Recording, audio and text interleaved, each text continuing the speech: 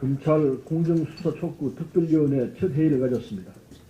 모든 특위위원들이 한 목소리로 검찰의 불공정한 수사권 남용 문제를 지적하면서 공수처 설치, 검경수사권 조정 등 검찰개혁을 반드시 해내겠다는 의지를 다졌습니다.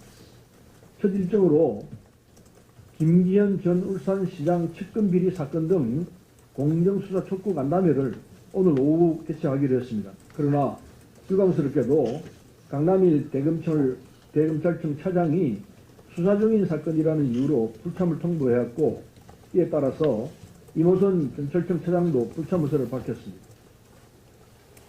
강 대검차장은 최근 국회에서 여야 의원들을 개별적으로 만나 수사 관련 해명을 한 바 있는데, 이은 개별 면담엔 응할 수 있고 특위 공식 요청엔 응할 수 없다는 데 유감을 표명합니다.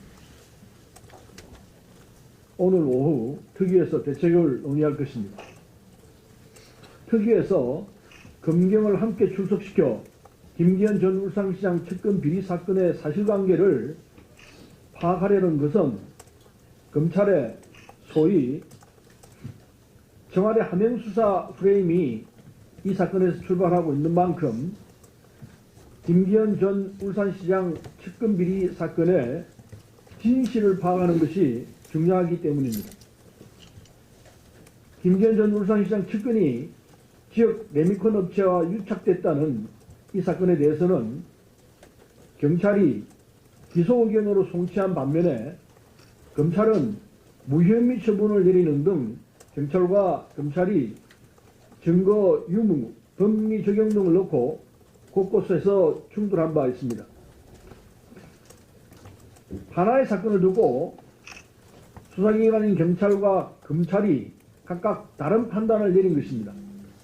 경찰과 검찰 어느 쪽이 정치적 고려 없이 법과 원칙에 따라 공정한 수사를 한 것인지 들여다볼 필요가 있다고 봅니다. 숨진 수사관의 휴대폰을 들고 벌어지고 있는 경찰과 검찰의 갈등에 대해서도 한 말씀 드리겠습니다. 변사사건 사망 원인 수사 주체는 경찰입니다. 그런데 검찰은 직권 남용 선거개입 혐의 입증을 위해서 수사관의 휴대폰을 경찰에서 압수하고 경찰의 휴대폰 압수수색 영장을 기각했습니다. 수사관에 대한 검찰의 강압수사 및 별건 수사가 사망 원인 아니냐는 의혹이 있는 만큼 검찰에만 수사를 맡길 수 없습니다. 휴대폰의 정보를 사망 원인과 관련해서 선택적으로 검찰에 제공한다 해도 검찰이 무엇을 감추려 하는 것 아니냐는 의혹을 불식시킬 수는 없을 것입니다. 경찰과 검찰이 통신수사 등을 함께 해야 성실했던 수사관의 안타까운 죽음의 진실을 밝혀낼 수 있을 거라고 봅니다. 박주민 의원도 말씀했습니다만 소위 하명수사 프레임을 배척하는 사실이 확인되고 있습니다. 이미 2014년부터 건설업자의 연이은 진정으로 지역 사정기관에 김기현 전 시장 측근 비리 관련 소문이 하다했다는 사실,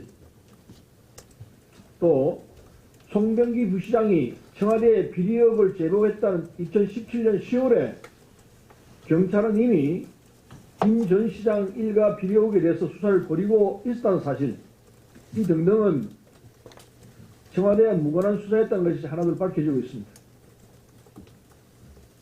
다시 한번 강조합니다.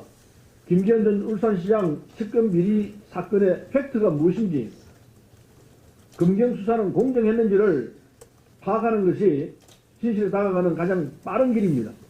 특위는 어떤 어려움이 있더라도 진실을 밝히고 검찰 권력을 국민께 돌려드리기 위해 최선을 다하겠습니다.